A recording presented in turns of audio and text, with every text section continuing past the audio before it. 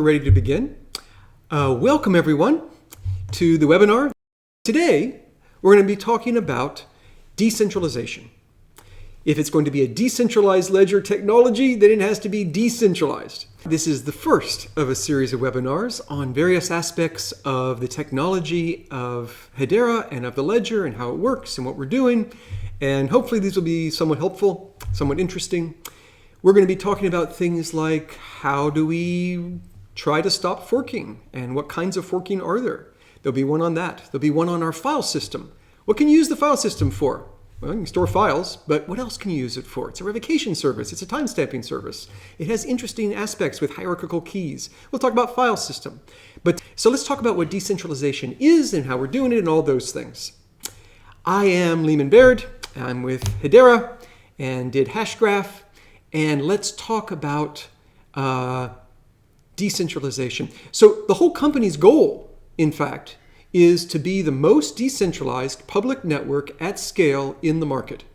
So the goal of the whole company is to be decentralized. It's one of the words.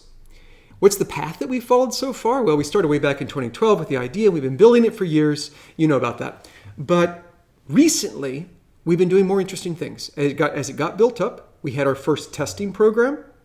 Our first testing program was in January, and we had thousands of people who were able to use the system and test it out. And then we have today, and soon we will be doing the next test phase with a lot more thousands of people. And then we will have open access. Now, open access is when we open it up to the whole world. Anybody can create an account. Anybody can transfer the cryptocurrency and use the system and do smart contracts and files and all those things. So open access, OA, will be coming this summer. And before that, we'll have our second testing program, and that's where we are headed. And then, of course, we'll have other things in the future. We'll eventually have mirror nodes, and we'll be adding other things, even opening up the network where anonymous people can run nodes on the network. Okay, so what are we doing? Well, we have requirements for decentralization. To be fully decentralized, to go from a little bit decentralized to a lot decentralized, what you need to do on this path is to have decentralized governance, network utility, permissionless nodes, and currency distribution. That's really what you need to be decentralized. Decentralized governance, meaning you have to have not just a handful of developers that run the whole thing. Network utility means, well, it's not a very useful decentralized ledger if it's not a useful ledger. It has to be useful in its own right. And the usefulness actually helps you to become decentralized. Whoa, why would that be true? We'll get to that. And then you have to have permissionless nodes. We want to be fully decentralized. You can be pretty decentralized before that, but to be fully decentralized, you want to have millions of nodes around the world. Even anonymous people can just start up a node. Any anonymous person can run a node on the network and be part of the network, be doing part of the consensus. And then we need currency distribution. Why currency distribution? We're proof of stake. So the currency is the stake. And to be safe in a proof of stake system, you have to have distributed stake. It controls who's really doing the consensus. So that's the goal. If you want to go to be totally decentralized, you need to hit all four of these things completely. You need to fully be doing these four things. So DLT ledgers in general are public or private. They're permissioned or permissionless, and they can be combinations of the two. So a public ledger means anyone can use it. A private ledger means only certain people can use it. A permission ledger means anyone can run nodes on the ledger. A permissionless, I said it backwards. Permission means you have to have permission to run a node. Permissionless means anyone can run nodes on the network. So public and private is about who can use it. Permission and permissionless is who is running it, who is making up the ledger itself, who is the network. Hedera is starting off on this path where it's sort of in the upper left corner, moving to the upper right corner. We're public. We start off with just a handful of nodes, and you have to have permission to run a node. And then over time, we get more and more of those. We relax how much permission you need, and then it goes to permissionless. Any random person can run a node without talking to us, without telling us who they are, telling anyone who they are. So this is the path that we are on to go from being a public permission to public permissionless ledger. And the entire Hedera thing was created from the ground up to do exactly that. We've been wanting to create a path that would be secure at every point along this path. So how can you do that? Well, as we said, to be fully decentralized, you do need the anonymous nodes. You would want to be permissionless, but you also need the widely distributed coins, because the coins are the stake, and the stake is how you control the consensus. If you have stake, you have more weight on the consensus. And so if you want distributed consensus, you need distributed stake, which means you need distributed coins. So the HBARs, the cryptocurrency itself, needs to be widely distributed and not have any huge concentrations. If an attacker gets a third, that's bad. So to be distributed, decentralized, fully decentralized, you need fully decentralized coins spreading out, and you need to be permissionless. Now, being decentralized isn't any good unless you're secure. You have to be secure. So how can you be secure? There are many ways to be secure. And the whole goal is we have this path that we're following. We want this path to be secure at every single point along the path. So at different points on the path, we can use different mechanisms to be secure. It doesn't have to be the same kind of security at every point. So the way Hedera works under the hood, the math of it all, is that we're secure if you do any one of these three things. Just one of them is enough to make you secure. Because the bottom line is we have to stop an attacker from getting 1/3 of the coins. If an attacker holds 1/3 of the coins and still wants to attack, that's the problem. So you got to stop them from getting the 1/3 and maybe even make it where if they ever did get 1/3, they wouldn't want to attack. But you've got to stop someone from getting 1/3 of the coins and attacking you. So one way to do it is we just hold all the coins here. If we never release 1/3 of the coins, they could never get 1/3 of the coins. And so, as of today, almost all the coins are sitting in our treasury. So we have that kind of security. Then you move to where you do give away all your coins, but you're still not permissionless. Maybe you don't have anonymous nodes. Maybe you have hundreds or even thousands of nodes that you have investigated and you know that they're good people and you let them be permissioned nodes, but you don't yet do the permissionless. But then you're still secure. It doesn't matter how the coins are concentrated. There's easy ways to make it where each of the people that we know only has an even weight because there's a cap on how much your stake you can stake on a given node, and no problem. But eventually we want to be both giving away all the coins and have permissionless nodes. And at that point, security relies on the coins being widely distributed and being too expensive for one person to buy up 1/3 of all the coins.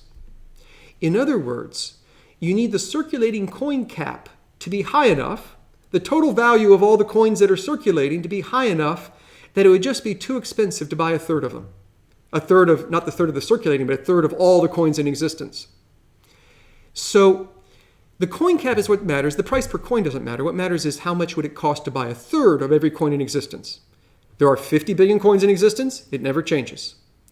So of course, early on, during this first year, we launched last August 24th. Since August 24th, we've been giving away some of the coins, not giving away, they've actually been earned by people who are in our test program. But mostly the coins are all sitting in treasury. Even the coins that people bought haven't been given away yet. They're still sitting in treasury. They're waiting to be released, and they'll be released over time. Not all at once, but over time they'll dribble out. The coins that we have given to the test program have had zero price. The coins that we gave to the employees, the coins that were bought early on, all have a price of zero or very close to zero for each of the coins. But the last round of the coins weren't zero or close to zero. They were actually 9 or 12 cents, 9.6 or 12 cents, 10 or 12 cents. And so the last round of coins, they actually cost something. They were costing 10 or 12 cents per coin, 10 or 12 cents per HBAR, 9.6 or 8 or 12 cents per HBAR. So I bring that up to say when we initially start, we're secure because all the coins are in treasury. After we've given away all the coins, we're still secure because we haven't allowed anonymous nodes. But after we've given away all the coins and we're allowing anonymous nodes, we'll still be secure if the coins are widely distributed and we have this high circulating coin cap. Now, I don't know what the coin cap is going to be 3 years, 5 years, 10 years, 15 years from now. But even if it were only still the 12 cents of the last round of SAFs, the SAFs are when you sold the coins ahead of time. Even if they were only 12 cents, 15 years from now, when we've given away every single coin, even if the value is only 12 cents, that would be $6 billion for all the coins. And if it's $6 billion for all the coins, then it would be $2 billion for 1/3 of the coins. And the $2 billion is what an attacker would have to pay to buy all the coins. Except as they're slowly trying to grab all the coins, people notice that, and that makes the price go up even harder. They'd have to pay even more than $2 billion. It's kind of hard to corner the market on such a thing. If you wanted to buy a third of all the US dollars in the world, or a third of all the euros in the world, that'd be really hard. Even for some of the major cryptocurrency platforms right now, if you wanted to buy a third of all the coins, that would be a very hard thing to do. And so 10, 15 years, whenever, when all these other things have happened, if the market cap is really high, and even if it's only 6 billion, it would be incredibly hard to get a third of the coins. And even if it's only 6 billion at that point, if it costs an attacker $2 billion to buy a third of the coins, even if the price doesn't go up as they're collecting, if they spent $2 billion on those coins, if they tried to attack the network, for various technical reasons, everybody will know it very fast. So they can pull off some kind of a scam of double spend or something, but they've got to do it really fast, in maybe a day or less, maybe hours. And not only do they have to do it really fast, it would then destroy all interest in the network, and the coin value would be zero, and the billions of dollars they spent would go to nothing. They'd get no value for it. So they would have to have a really good scam. That scam would have to make them many billions of dollars in just a few hours to justify such an attack. And it looks like it'd be very hard. If you tried to buy a third of anything in the world, it becomes incredibly hard. So that is where the security comes from in the long term. So as we go along the path, we have security at each point. Okay.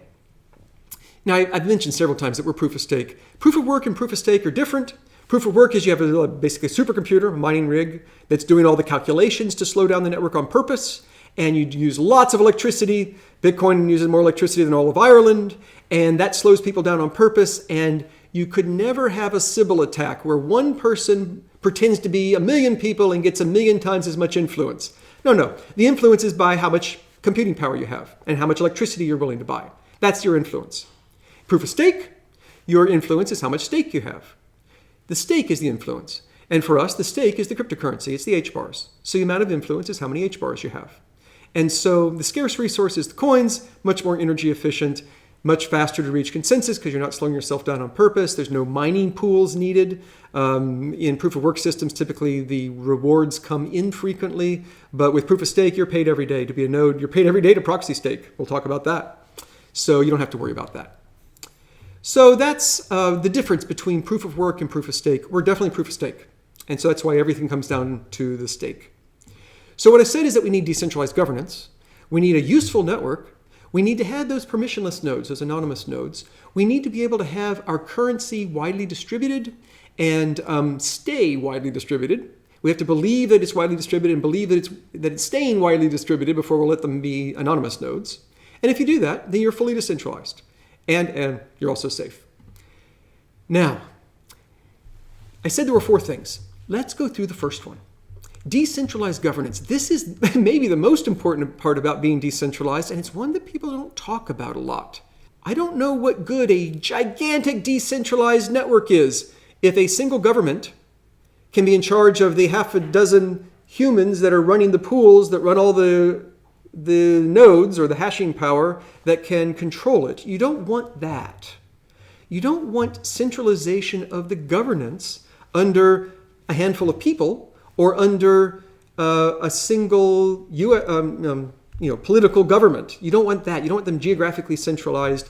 You don't want just whoever founded it and maybe a handful of developers running it. You really want it to be truly decentralized where there's checks and balances on each other. And it's hard for them to corrupt the system as a whole, and where you mostly trust each of them to at least look out for their own interests. There's lots of ways you can do governance. You can do anarchy, where there is no governance. Well, then you're constantly forking, and that churning can actually hurt you for going to something really useful. You have direct democracy. That's when everybody gets a vote. Even people who don't know what they're doing get a vote. Yay. You have a dictator. That's very efficient. But do you really trust a dictator to do everything? Or you have an expert council, where it's a small group of people, maybe a large group of people, but people who we have reason to believe know what they're doing. And maybe they're not all honest, but we think most of them will be honest, and they'll keep each other honest with checks and balances, and they at least know what they're doing. They at least have knowledge of how to run things. The Federal Reserve System works that way, where you have a bunch of these banks, and you have a council, and you have a chairman, and you hope that they're doing the right thing, but you at least trust them to know what they're doing, to be smart, and you have multiple ones so there's checks and balances on each other. That's what you'd want. And an expert council will work the best, but if you have weak governance, if they can't actually enforce what they choose, then you'll slide down to anarchy. You'll have lots and lots of forks and they can't actually control anything. They can't govern. So we want to have distributed governance, meaning lots of different governors who can actually govern. And we do. We're building up a council of 39 gigantic companies around the world in 18 different industries with lots of different geographies. They're not all under the same government. They're not all in the same hemisphere, north or south or east or west. Either way you divide up hemispheres. They aren't in the same hemisphere. They aren't in the same continent. They aren't in the same culture. They aren't in the same industry. Each of them will be looking at after their own interests, but they're in different industries with different interests. There are checks and balances on each other. They prevent each other from being bad and make everything transparent so that the whole world can see what they're doing. So it affects their reputation if they do something sleazy. They have a strong motivation to not do something sleazy. And you would expect them, because they've been around for a long time, to know what they're doing. They built big companies. They've been around for a long time. They at least know what they're doing. They at least would make fewer of the silly mistakes. And 2 heads are better than 1. 39 people trying to figure out what to do is better than 1 person figuring out what to do. So we have that, and we've announced it. We've even announced technical controls to let them actually control. And so we have technical controls that make it where you can't fork the state and trick the typical cell phone app into thinking that you're this state when you're really this state, that you're this ledger when you're really this ledger. No, there's technical controls that you can't fork the state and then pretend to be the other one. It'll always be clear which of the two is the real one, and every little app can check that. And we have legal controls where the council is going to ensure that nobody can stand up a legal network that is distributed around the world. No, you can do an illegal one, but a lot of people won't want to build something serious on an illegal one. So it's another thing to help us actually govern, ensure that everybody actually upgrades the code at the same time and follows what the governors have said in their governance. And we have announced our first 5 governors. Deutsche Telekom, biggest telecom in Europe. And DLA Piper, one of the biggest legal firms in the world. And the magazine Louisa, gigantic online retailer in Latin America. We have Nomura, biggest bank in Japan. We have Swisscom Blockchain, which is Swisscom, and it's a blockchain, which is the best of both worlds for governing this system. It is ideal. So we have 5 that we've announced. We have more that have signed. We'll be announcing more. And we are very excited about the idea of having truly distributed governance. So you need distributed governance. This is underappreciated. People aren't talking about it, but it's what you need. But that's not enough. You also need your network to be useful. To have a useful network is, of course, the whole point of the exercise. Why build a network if it's not going to be useful? Why would you want to have a distributed ledger if your ledger isn't useful for anything? But it's more than that. Having a useful distributed ledger creates a secure ledger. Just like you have to be secure in order to be useful, being useful makes you more secure, which makes you more useful, which makes you more secure. And so it's a virtuous cycle. Well, how does having a useful ledger make you more secure? Because as the ledger grows, and as the stuff building on top of it grows, I should say, when lots of people are building on it, when it becomes an infrastructure for companies and individuals all around the world, building on it, using it every day, using it more and more, having more traffic on it, using it for more and more important things, then it becomes part of the infrastructure of the planet. Everybody is using it. That makes it more difficult to corner the market on the HBARs. Because the HBARs are what you use to use the network, and they're what you're paid with for proxy staking and so on. And so it actually makes it harder to corner the market on the HBARs.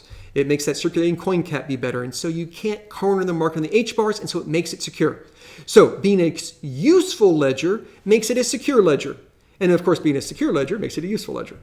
So that's why network utility matters. So what network utility do we have? Well, what is the network? You've got the network with the nodes at the bottom running the consensus. Then on top of all those nodes, you have the next layer up. The next layer up is the cryptocurrency and the smart contracts and the file service. Those are the 3 services that we're starting with. There could be more in the future, but those are the 3 services you really need. And then on top of that, of course, those are governed by the council. That can govern. But on top of that is where the real value is. The real value are the people that build the dApps on top of it. People building applications on top of it. either applications that run inside of a smart contract or applications that run on a computer that call the network. Either kind, companies that build on it, startups that build on it, individuals that build on it, people just using it, maybe just apps on your phone, use it and build on it. All of these are where the real value of the network comes from. And then the end users can be a variety of end users, individuals, companies, governments even. All sorts of people can be using it. So the real value is in this. Who is building on it? Oh, we've got 1,000 developers just on our testnet right now. That's just people using our testnet at this moment that want to build on it. We're aware of hundreds of companies that are building on top of it. And so what kinds of companies are building dApps on top of us? Well, we just scratch the surface of what we know about. But we know about hundreds. We know about people like Chainlink. So Chainlink is building a system for oracles. You know, they have smart contracts, but sometimes a smart contract would like to know some information about the real world. Maybe it needs to know what is the price of corn today, what is the temperature in New York City, whatever it needs to know.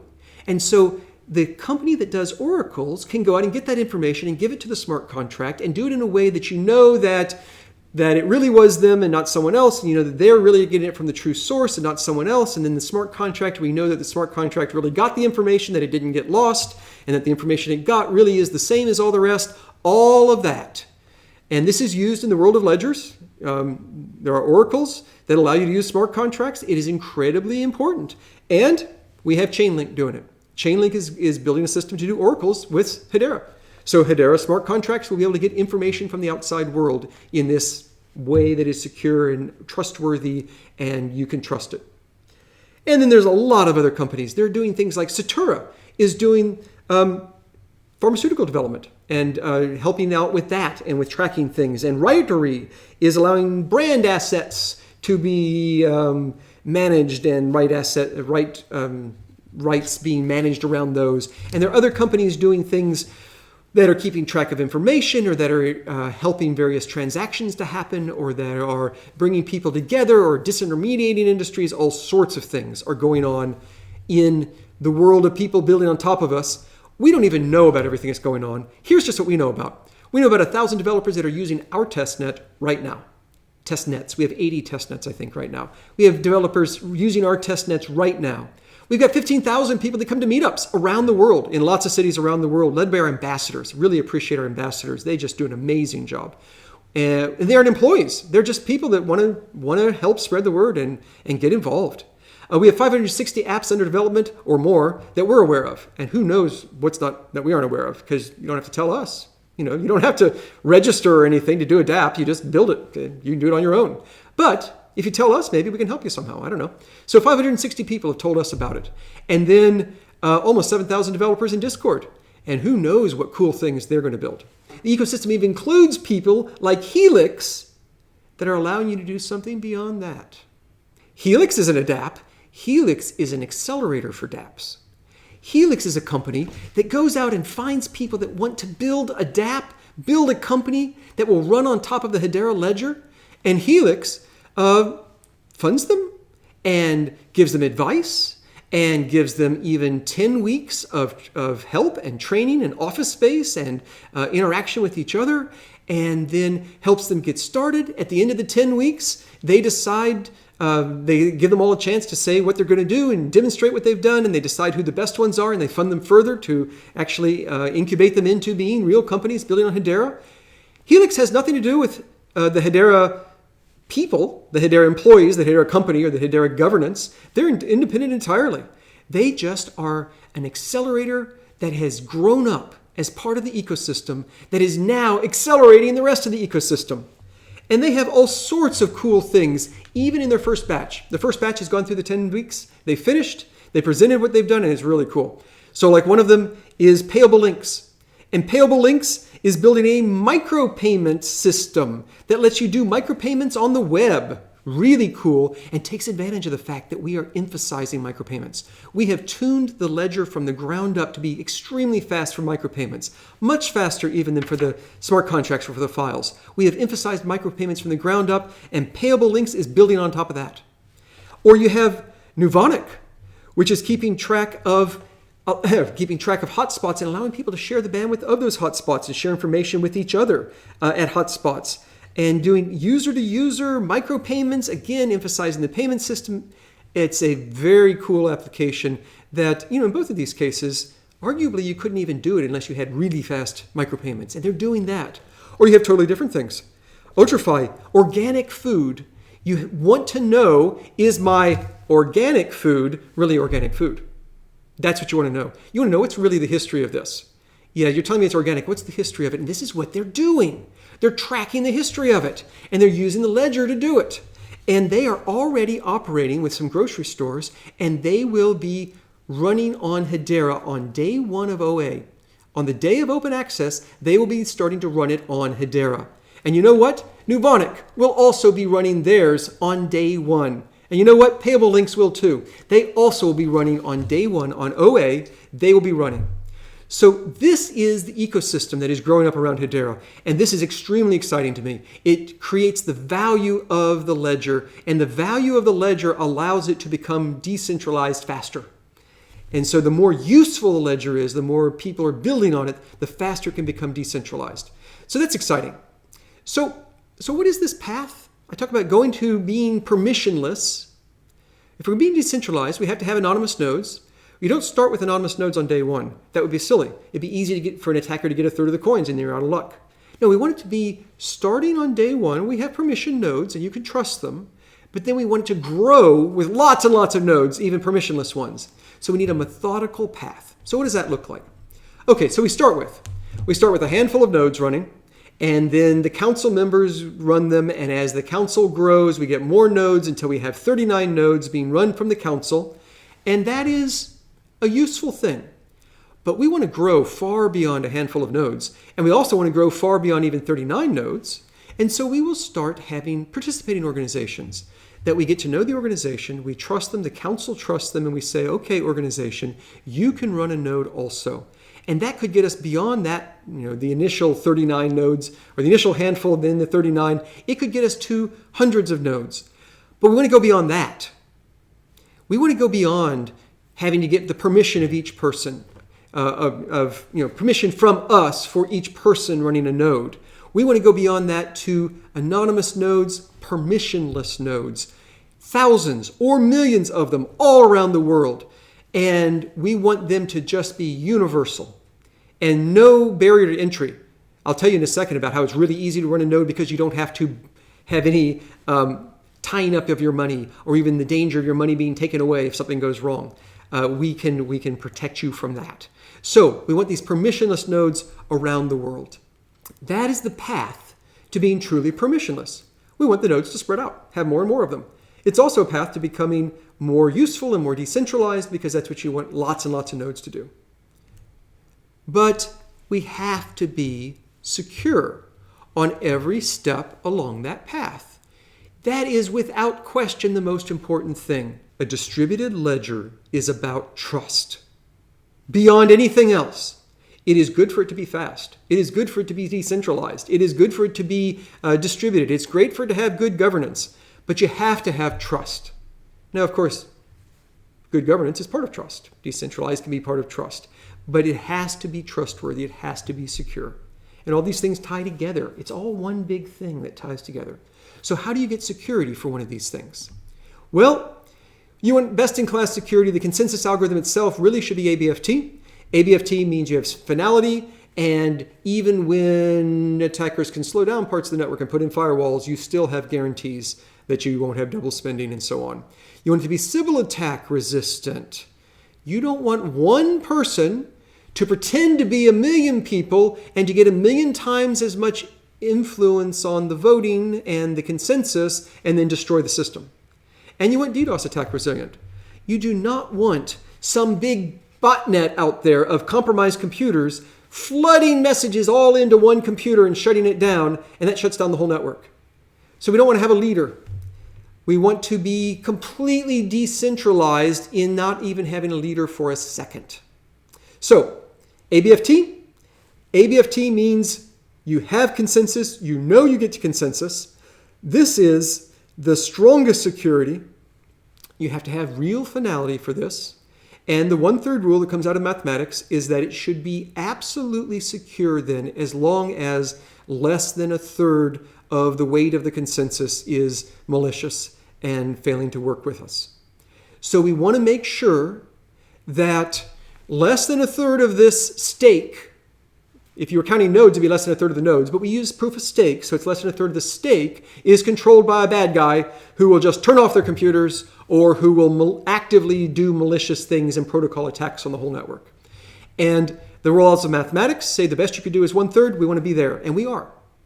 We have ABFT even at just under a third. We also want to prevent the DDoS attacks, and we do that by not having any leaders.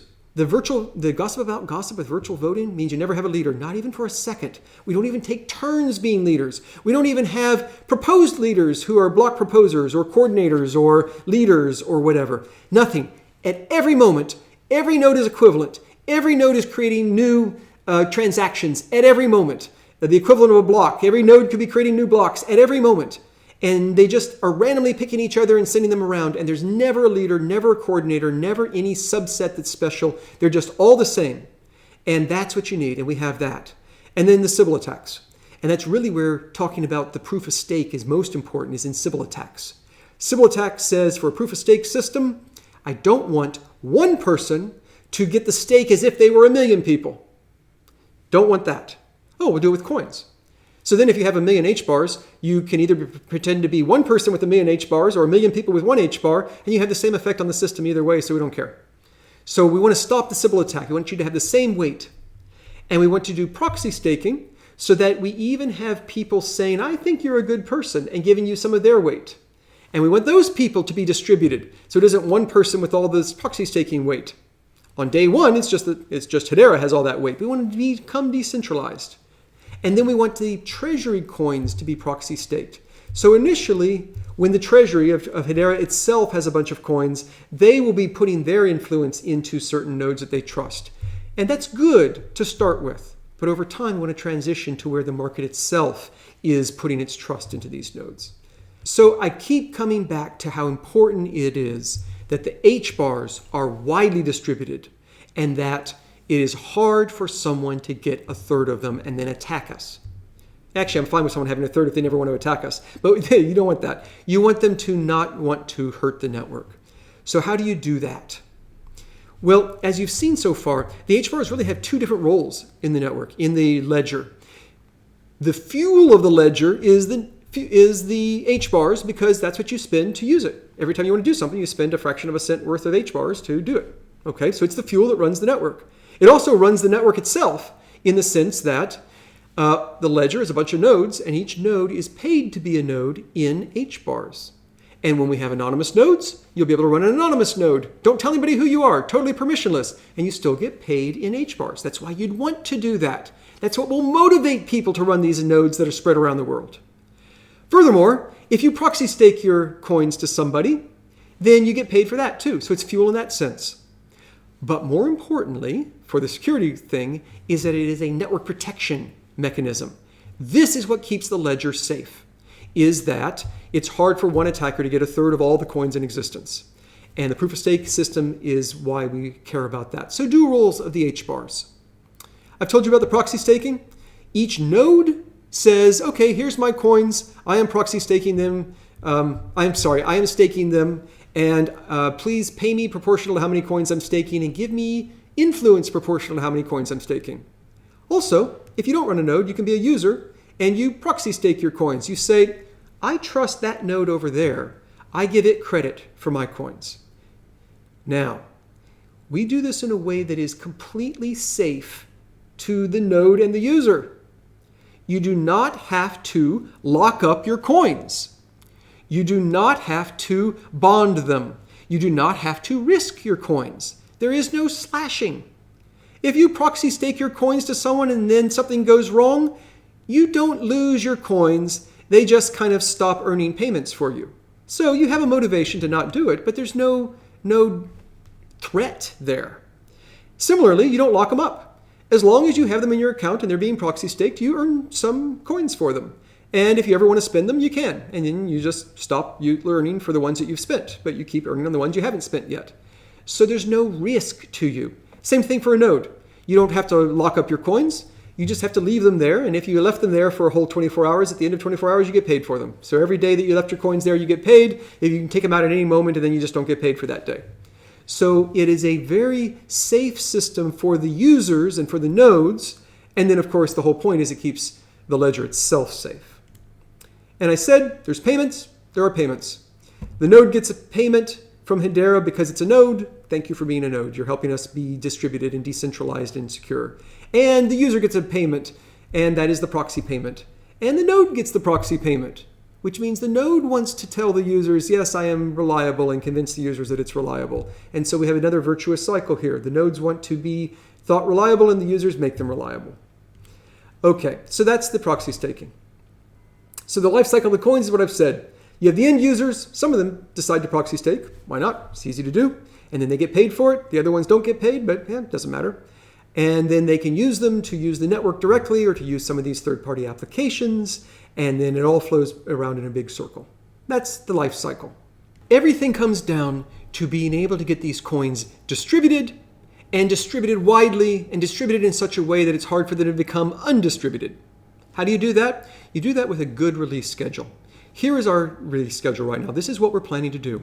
We are planning to release all of the HBARs over a 15-year period. So that 15 years from now, we will have released every single HBAR. They will have gone into circulation. That's what I mean by release. Putting them into circulation where people around the world can be sending them around to each other. Last August 24th, we launched the network. We created 50 billion HBARs, started the network running. The nodes have been running continuously. We've been having testing programs where people have been able to use those nodes and do testing. They have earned HBARs from us, and so a little trickle of HBARs have started to go out to people over this year so far. Not very many. We're about to have another testing program, and more will go out, and they will trickle out. Not very many, well, but a lot more than the first testing program. And then we will have OA, Open Access Day, and a bunch is released at that point. At that point, a total of about 4.66% will have been released. So about 4.5% of the coins will now be in circulation around the world. This is the plan right now, is that at OA this summer, we will have about that much, and then they will continue to be released. We don't dump 50 billion coins into the market on that first day. They're continuing to be released. We're trying to be methodical. We're trying to do this in a reasoned way that makes sense, that keeps the network secure.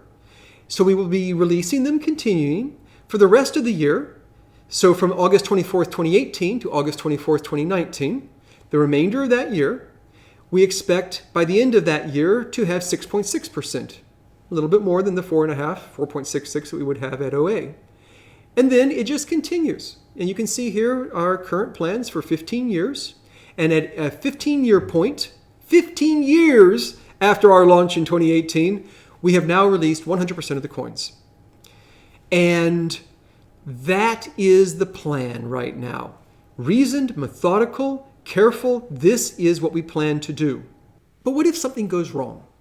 We might worry, what if, for example, we had the problem that all the coins are getting concentrated in the hands of one person, or the coins are so cheap someone could wake up tomorrow and buy a third of the coins for the price of a candy bar. What if that was the fear? That the coins are not being distributed enough. They're becoming concentrated. Well, first of all, no problem if we don't have anonymous nodes.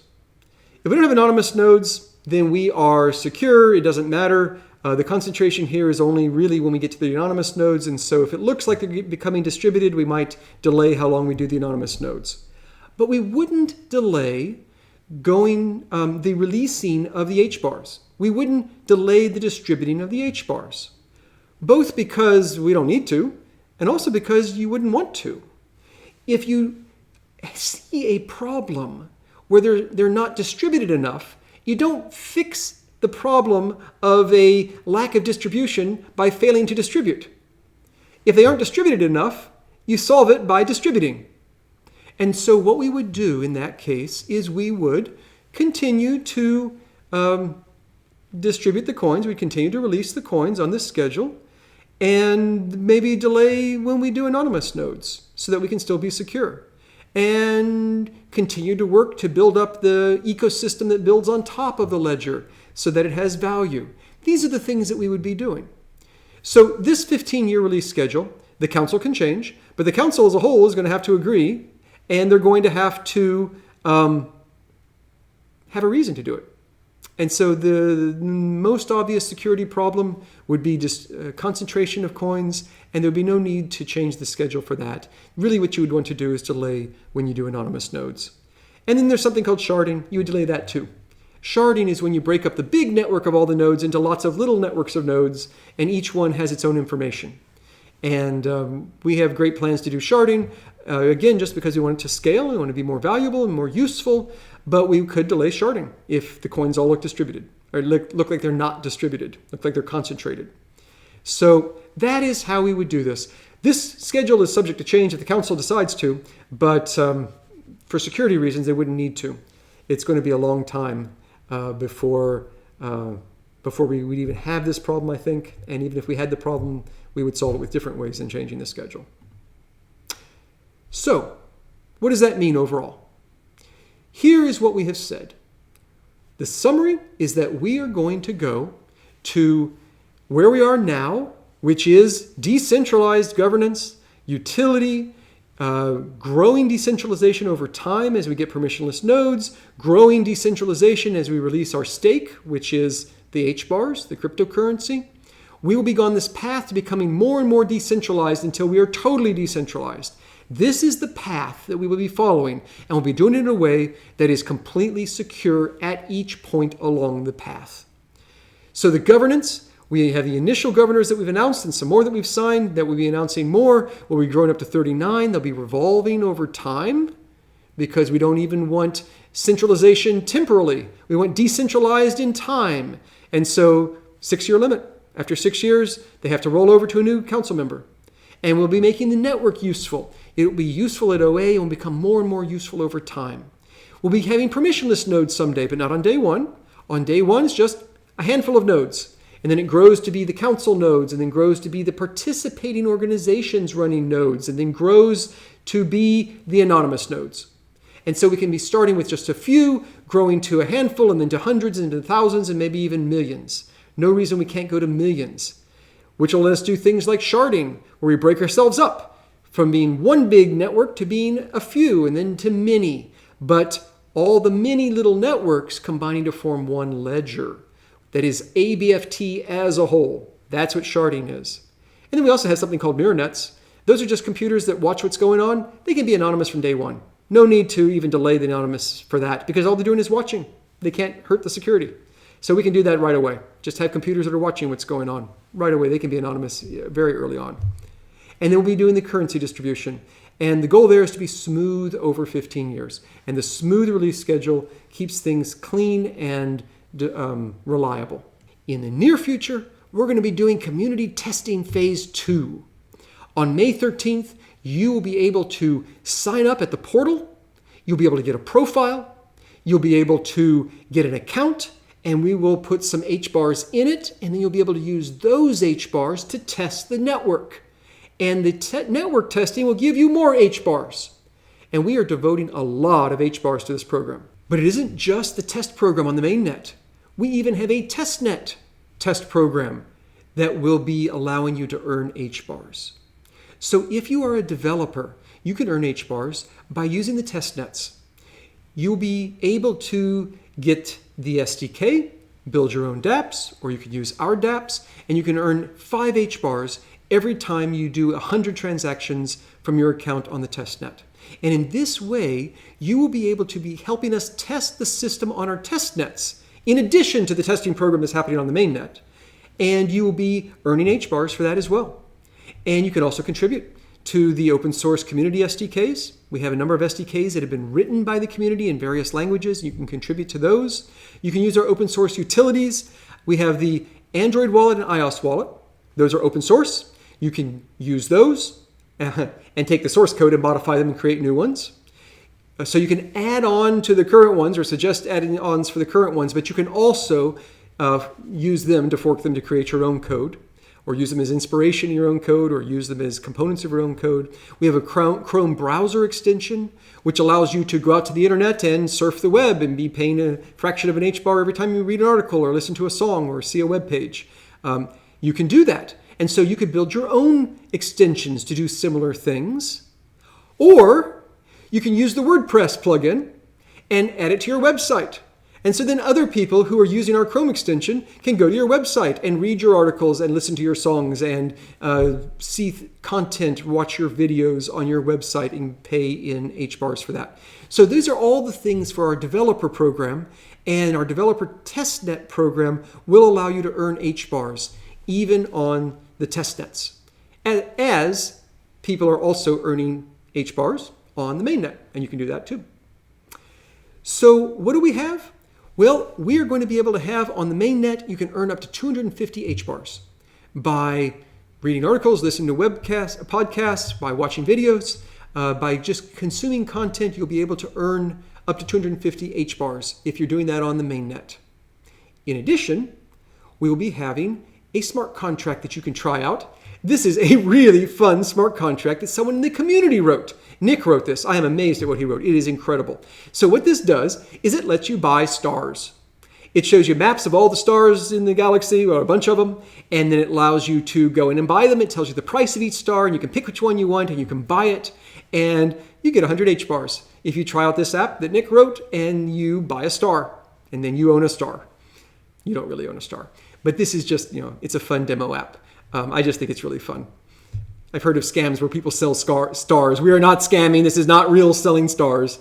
But this is a really cool app. And it's a great demonstration of how you can do real sales, real apps like this, where you could imagine selling real estate or art or whatever. You could imagine that. And so test it out. You get some HBARs for it. So this is our plan. What you've seen is what we're planning to do. We are really excited about this, and I just have got to say thank you. We have come so far, and we could not have done this without the community and your support and your excitement and your interest, and I have just enjoyed so much the people that I've talked to, and when I get to go to meetups and talk to people and talk to them, and then also hear what you have to say. We appreciate your involvement in the social media. We appreciate your involvement in writing code. And we appreciate all the people that are building things on top of us and building this huge ecosystem of dApps and programs that are running on top of us. I have just really appreciated you guys. And now I am really excited. And you should be excited too, because you have helped come to this point where we are about to do our final test program, and then OA, and then just the world will be using this thing. And I am really excited about the applications you're building on top of it and how they have the possibility of truly changing the world. Some of these are going to change the way the world works. You're doing things, not just doing old things better, but doing new things that have never been done before. Or doing old things so much better that they're practically new things that have never been done before. And that's you. You, the developers, you, the users, I just thank you. And I want to thank you for listening to this webinar. I want to thank you for tuning into this, to listening to this. I thank you for your interest in this webinar series.